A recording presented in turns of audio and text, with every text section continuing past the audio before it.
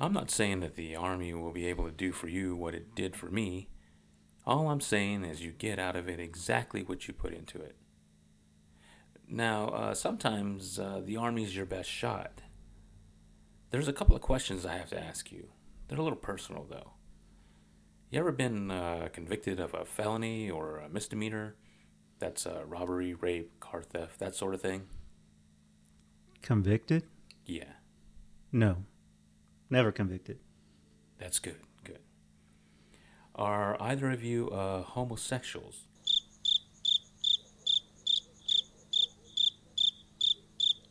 You mean like flaming or? Well, it's a standard question we have to ask. No, we are not homosexuals, but we are willing to learn. Yeah. Would they send us someplace special? I guess that's a no on both. Come down here, please, because I'm alone. Did you hear that? Yeah.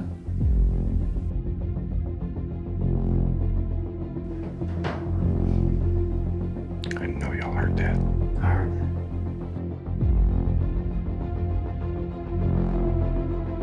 Did you hear that? I know I heard something down here.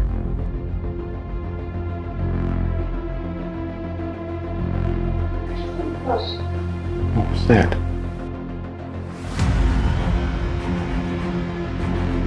Oh, did you hear that? Dude, I just saw some eyes back there.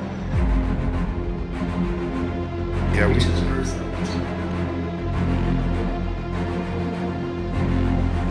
Hear something? Yes. Welcome to Misfit Apparitions, the podcast. I'm Don, And I'm Ernest. and this episode begins season 2 of the podcast. We are so glad to be back and are appreciative to our regular listeners who have been waiting. To our new listeners, we are happy you decided to give us a listen and hope we earn your listenership. Be sure to check us out at misfitapparitions.com and follow us on Facebook, Instagram, TikTok, Twitter, and subscribe to our YouTube channel with the handle at Misfit Apparitions. Listen to the podcast on our website or YouTube channel or wherever podcasts can be found. If you enjoy the podcast, please give us a review, a like, or a thumbs up, and spread the word about us. We appreciate it as it helps the podcast get recognized. If you have any comments, concerns, or questions, please drop us an email at mawpod@misfitapparitions.com or ask us directly from a social media platform that you feel comfortable with. We had hoped to begin the second season of the podcast the day after Labor Day, but life had other plans. Each member of this team experienced a high and or low event in their life this summer, extending into fall, but all appears well now. In the end, it simply made sense to keep the schedule as is, and since today is Halloween Eve, what could be more perfect? When we left the podcast at the end of season 1, we spoke about the team investigating Hill House Manor in Gainesville, Texas, which we did, and releasing some of the team's investigation videos, which we did, but just one. Ernest and I are back to working on our next investigation video, the Villisca Axe Murder House, the trailer of which was released earlier this month. Be sure to check that out on our social media platforms and our YouTube channel. So here we are again, Ernest, Back in the game, baby! as homage to Dave Chappelle, for all of you who don't know where that came from.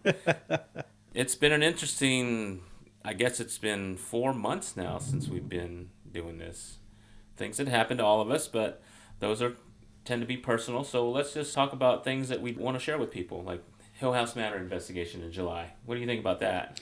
It was a very interesting place. There was hot. Well, I can just say it was hot because only like the lounge area, the kitchen area was the only thing that had AC. And the rest of the house was just hot. I mean, even pulling cable to run our Angel cameras, it was just sweat coming off. Yeah, it's like we didn't learn our lesson from Goliad in that September heat. Oh, that was Yeah, bad. and we That go was into bad. mid-July to another place that's really hot. But yeah, it was a very good experience. I think we We actually were able to pick up some things on audio, and Crystal had a really good EVP session, and we got, I think, 5 names. I don't remember what those are, but we will have an interview coming up with Linda Hill, the owner of Hill House Manor. That's going to be coming up on an upcoming podcast, so stay tuned for that. We also went to Goatman's Bridge, which yeah. seemed like a little bit of a tourist trap. Yeah, I mean, Goatman's Bridge was pretty cool. I mean, just being there, but it's become an attraction. So, I mean, people were there, you know, a lot of teenagers, I'm guessing, smoking and drinking, and so we really couldn't really, like, investigate, but it was fun being there. It was fun. It seemed like it's lost its mystique or something. I don't know, but maybe we just need to go back in cooler weather, probably. Maybe that attraction of the heat and people being there and congregating was, what else could they do, right, in the summer? Right. I don't remember, what time did we go there? It was like after 11 midnight, o'clock right? or something. It was late. Yeah. There was still a lot of people. Yeah, it was Couldn't even find parking. a lot of people, and animals were there, dogs, and Oh, lots and lots of spiders. And I was just about to say that. Spiders. Oh, no. That was, yeah. It was yeah, like everywhere. watching people sit down in places where you saw spiders just a moment before was kind of, do you really want to do that? You know, Oh, man. there's spiders that are occupying that space. Anyway, but yeah, it was hot, and that was just the beginning of what the state of Texas experienced, especially in our area. Like 3 months of 100-degree temperatures was just unreal. So hot. Unreal. And in the middle of all that, just to share a little personal tidbit, the AC in my house went out. The outdoor condenser went out, and it was under warranty, but the part was going to take 6 weeks to get in. It was, I think, being brought in by rowboat from China. Poor guy. I kind of stayed at different places throughout all that time. I stayed here a couple nights, and it was just about 85 degrees, and then I wound up sleeping in my car in my driveway with the car running the air conditioner, and I was stretched out in the trunk from my back seat. Did that for a couple nights, and then I had some friends that let me stay at their place. At one point, that thermostat in the house read 100 degrees, and Wow. it did get replaced, and because it was so hot, the Misfit Apparitions server was shut down to protect the data that was on there, so we didn't really do much of anything during the summer. We were lucky that we got the investigation video out and the trailer out, but more will be coming. And just today, just by contrast, it didn't even get out of the 40s here, so No. It was, it was, I thought it was pretty cool, but it is kind of cold because we're so used to the triple digits here. yeah, and this was quite a shock, and I dislike this weather, especially when it's cold and rainy. I just don't Right. like that kind of weather. Oh, yeah. So let's talk about our upcoming trips. Oh, yes. Yeah, we're going to be going to Atchison, Kansas. Yes, we're going to spend 2 nights there, and this will only be Ernest, Mike, and myself that will be attending this. We will be doing exactly the same things that we've done at other places with our angels, with Lady Ariel shooting our video from the air, and we'll also be recording podcasts there that will air at some point before the end of the year. That would be cool. So the first place we're going to is the McIntyre Villa. Ernest has been watching some videos of other teams that have gone there. This place looks enormous. It's huge. It is very huge. Ernest has these dreams. So I'm going to say about these dreams that 99% of them are just basically foretelling our future. He dreamed about this particular place that we're going to and how we were going to do it, and there was something that happened that kind of threw that dream, made it false, like it's not going to happen, but then something else happened and it made it back into like, yeah, this is a possibility. That I know that sounds very confusing, but it all boils down to us doing something completely out of our element, Right. going individually into places in this 2 floors, 1 attic, 1 basement mansion, and just doing individual investigating by ourselves. All we have is a walkie-talkie to speak to each other. We don't ever want to do that, because especially in places we've never been to, but it's something we're going to try this time, and because we want to get the audience involved, so we're going to do some live streaming. Each person, all three of us, are going to have a live stream. One will be on YouTube, from our YouTube channel. Ernest is going to do his personal, and I'll be doing our team's. So we're each going to be doing simultaneously live streams, and you, our friends and fellow misfits, will be able to watch what's going on and select the stream you want to watch. And we think that's going to be pretty cool. And hopefully that'll all work out with any type of bodily accidents or anything like that, or screaming or anything like that. We don't anticipate anything bad happening, but it's going to be different for us. Yeah, I mean, this was like I told Don about my dream. It was just, I don't know. We were just individually investigating, and things happened in my dream, and so I told Don and Mike about it, and so they're on board. And like Don said, we're going to be live on YouTube and 2 different streams from Facebook, my personal Facebook and Misfits Facebook. We're aiming for an 8 p.m. Central Standard Time start to that. We figured earlier the better. We hope that all of y'all will be able to watch. That'd be so great. And then for night number 2, which is not going to be the next night, but the following night, because we learned from Iowa that we are too old to go back to back. Whoever says that they can do back to back, it's tough. If you're going to stay up all night and do back to back ones, I don't know what drugs you take or what cereals you eat. It's tough. So on night number 2, which is going to skip a night, will be the famous Sally House. Oh, yeah. And Sally House, I'm sure a lot of people know about this place, but I was told by a friend of ours that he said, be careful. This is a demonic presence that's there in the house. And what does Mike say to that? Bring it. Yeah. Mike's the big skeptic, so if anything goes after Mike, it may change his mind. It may not, but so those are something to look forward to. We're also going to do live streaming of that at 8 p.m. Central Standard Time on the 21st. So McIntyre Villa will be live stream 8 p.m. on Sunday, November 19th, and Sally House 8 p.m. on Tuesday, November 21st. And Don's already reviewed the weather. What is it going to be like in Kansas at that time? It changes a lot. The lowest I've seen it was in the 20s and in the 40s during the day. Of course, I think half the team is wishing for snow. That would be kind of cool. I just don't want to drive in it, and I don't want us to drive in it. And if it happens to snow when we're there, that's fine. So let it snow, whatever. Just don't snow when we're traveling. Right. Let's get there safe and back home safe, but if it snows while we're there investigating, I'm all for it. Mm-hmm. We'll have to tell Mike not to eat the yellow snow. So. Okay. That is true. Okay. In this first episode of our second season, we are approaching unknown territory. Whereas last season's episodes were about locations the team has investigated, the majority of this season episodes will be about locations the team has not investigated, including this one. We hope you enjoy this episode. Today, we are going to talk about Old Cowtown Museum in Wichita, Kansas. Old Cowtown Museum is an outdoor living museum consisting of 54 structures on its 23 acres.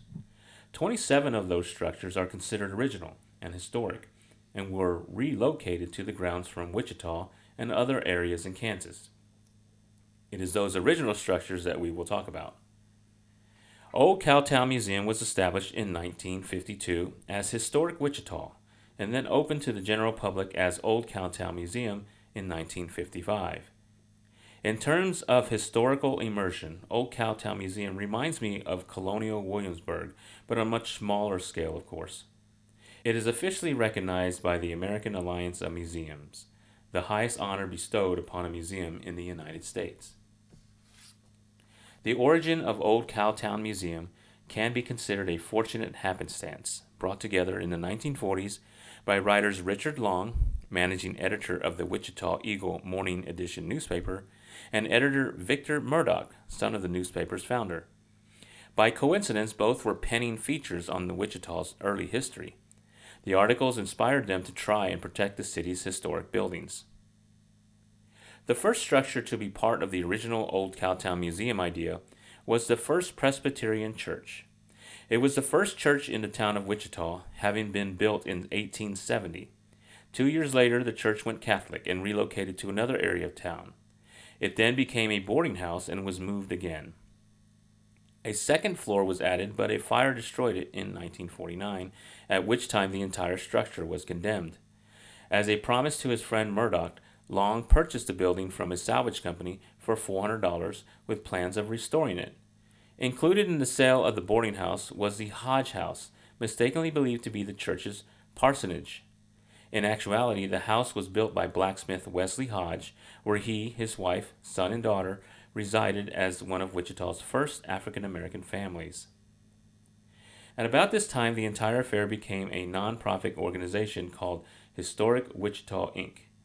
Its purpose was to, quote, to purchase, remove, locate, or relocate, replace, remodel, renovate, restore, repair, reproduce, furnish, equip, and exhibit buildings in the city of Wichita, Kansas, deemed by the corporation to have historic merit, associations, or interest, end quote.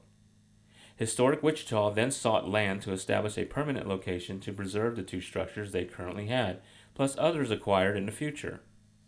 Emery Cox, director of Wichita's parks, passed on using any city park land, believing historic buildings and a parking lot would upset the natural scenery parks provided.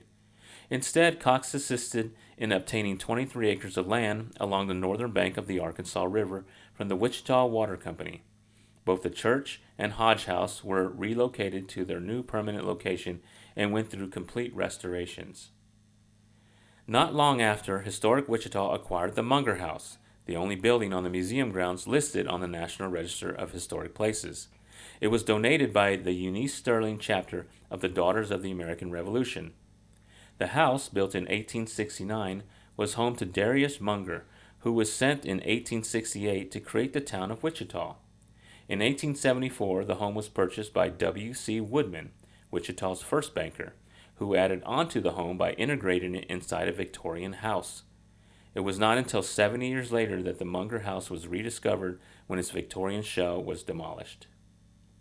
Shortly before the restoration of the Munger House was complete, a fourth structure was added to the historic Wichita Museum, Wichita's first jail. At the time, the jail belonged to the Wichita School Board that ultimately sold the building to Historic Wichita for $1. It was originally constructed in 1871, and its small size suggests it was generally used for short-term imprisonment for drunkards to sober up. It is just shy of 300 square feet with horizontal plank construction and 6-inch thick walls made of stacked cottonwood board held together with iron spikes. The only restoration needed were the jail's locks and keys. The locks were donated by a citizen, and local locksmiths created and donated the locks' keys. The fifth building acquired was what is presently known as the Thomas Shaw Music Store. However, the plans were to make the original two-story building into a drugstore on the first floor and a land office on the second. During restoration, the second floor was destroyed by a storm. Recovered pieces from the second floor were later used to build a separate land office.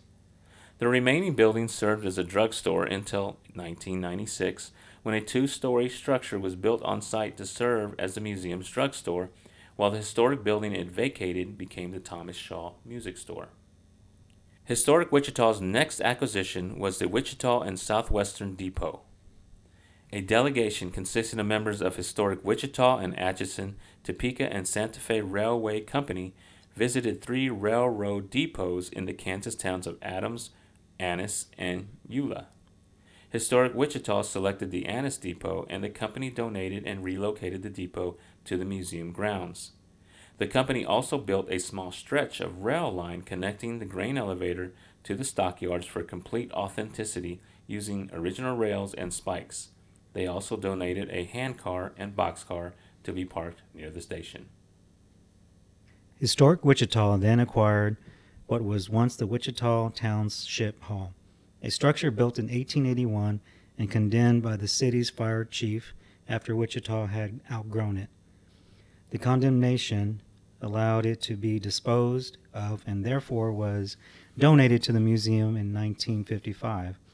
It was first used as a post office for several decades until its current use at O'Hara's Barber Shop.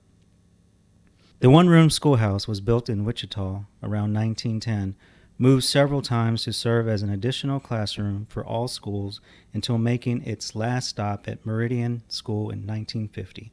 After being used as a country school museum for the Kansas Sentinel of 1961, the Wichita Board of Education donated it to the museum in 1962. The Arkansas Valley Grain Elevator and Scale House was built in 1912 in Bentley, Kansas, and donated to the museum in 1986 by its owner, Burlington Northern Railroad. The 50-foot tall structure was split into 3 sections, transported to Old Cowtown, and reassembled. In 1994, Gerald Blood donated his great-grandfather's home, the Gilman Blood House, to the museum, which received it in 2001.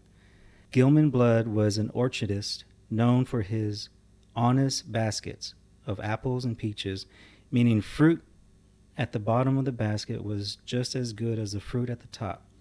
His orchard operated commercially in Wichita for 4 generations. In Wichita, Eagle and Print Shop features a false front and full glass display windows. The late 19th century building was moved to the museum in 1958 after previously being used for a grocery store and jewelry repair shop.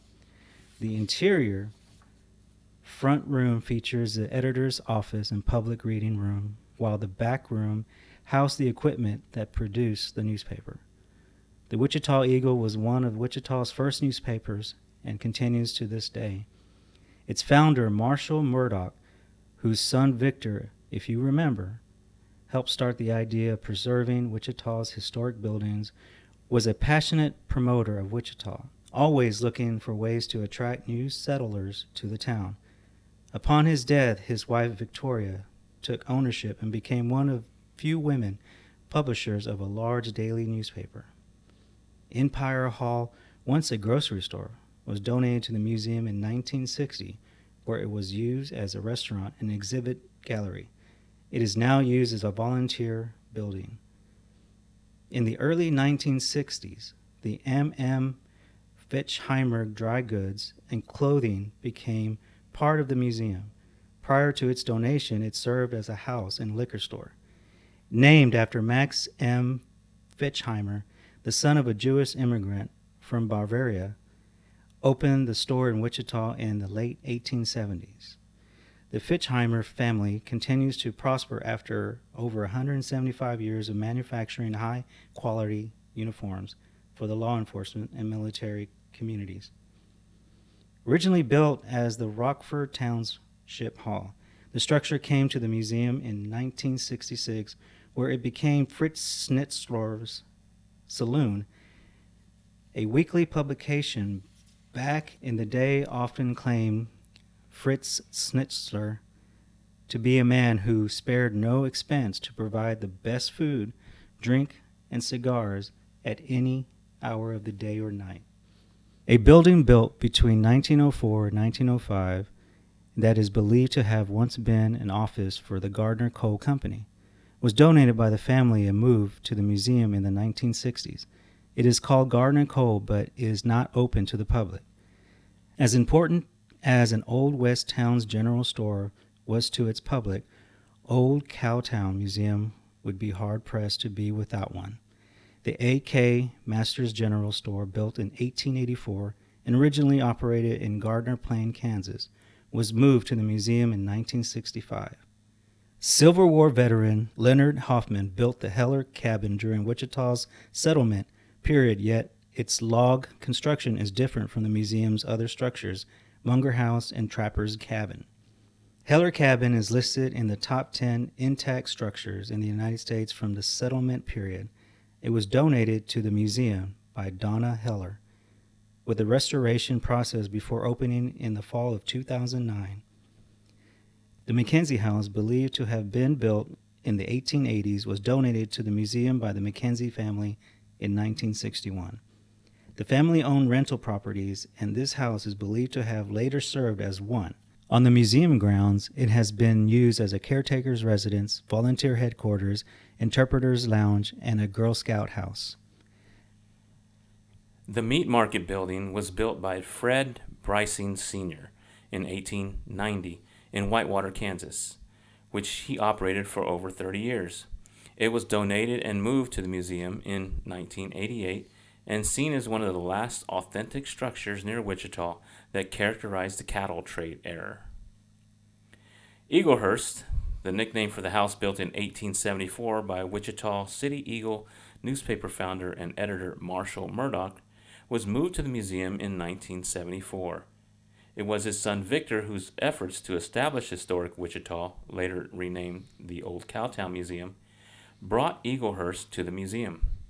The house was built in the Gothic Revival style, with steeply pitched gabled roof and window hood molds were restored, while additions later added to the house were removed to accurately represent the period from which the house was built.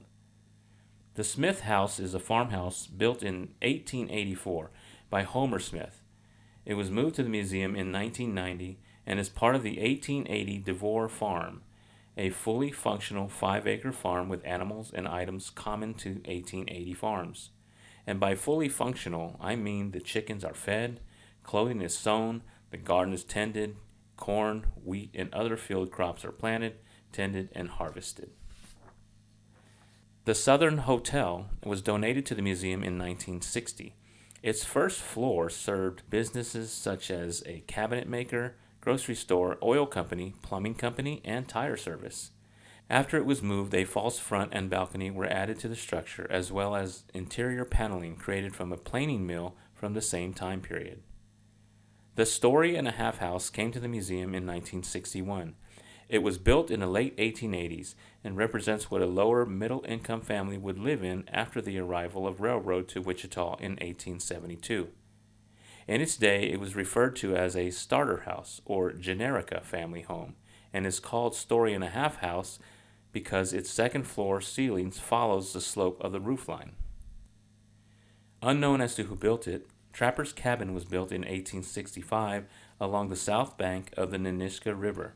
It was later acquired by a man named Kincaid after he filed a claim on the land the cabin was built upon.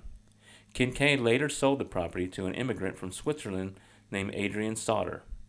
At some time during his ownership, the cabin became incorporated into a larger house which naturally preserved it. In 1969, Sauter's son donated the building to the museum. Constructed in 1880 to be a hardware store in El Paso, Kansas, now known as Derby, Kansas, the building was donated to the museum by the city in 1966. The building first became the museum's gambling hall before becoming Turnverein Hall. Turnvereins were exercise groups in early 19th century Germany that stressed the importance of physical activity for young men to prepare them for life in the military. The halls later became a place where all members of a community could gather for dances, lectures, and socials. The Wolf House, originally located in Galesburg Township, was built in 1885 by Henry Wolf. The home is very modest in terms of its construction. It is a 1-room deep, 2-room wide plan referred to as a hall and parlor style. It commonly housed newly arrived settlers to the area. Henry Wolf successfully farmed the land around the home and acquired more farmland in the area. His farming grew so much that at the time of his death, he was considered one of Galesburg Township's most successful farmers. His daughter and her husband eventually sold the land to Frank Hoover in 1946. Hoover donated the house to the museum in 1978. Now let's get into the paranormal of Old Cowtown Museum. In addition to the 27 original structures moved to the museum, which some have been reported to have paranormal activity, there are thousands of period furnishings, tools, and art that could have spirit attachments. The reportedly most haunted location on the museum grounds is the Murdoch House. The Murdochs had 8 children, only 4 of which lived to adulthood. Of the 4 that died, the oldest, Love and Tangle, died of spinal meningitis at the age of 8. It is believed that her spirit has pigtails and can be seen peeking around corners and looking outside from an upstairs window. She's also been seen playing around inside the home as well as inside other buildings on the museum grounds. A candle was seen floating from a candelabra in the dining room and tall shadows standing on the staircase, which some claim to be Marshall Murdoch himself. In other buildings, employees and visitors both felt being poked, prodded, having witnessed lights turning on and off without explanation, hearing footsteps, rustling curtains, seeing objects being thrown, and full-body apparitions. There are investigation videos on YouTube. Be sure to check out some of those. And that's going to do it for this episode. Again, we appreciate you listening. If you have had or have paranormal experiences and would like to share them with us and listeners, please contact us and tell us about it. Your experience could be read during an episode, or if you prefer to be interviewed, your interview could be added to an episode. So until next time, keep spreading the word about us. And remember, it's not the things in your life that matter, it's the memories. Cherish those and those whom you make them with. See you on the next episode of the podcast. Stay spooky, fellow misfits.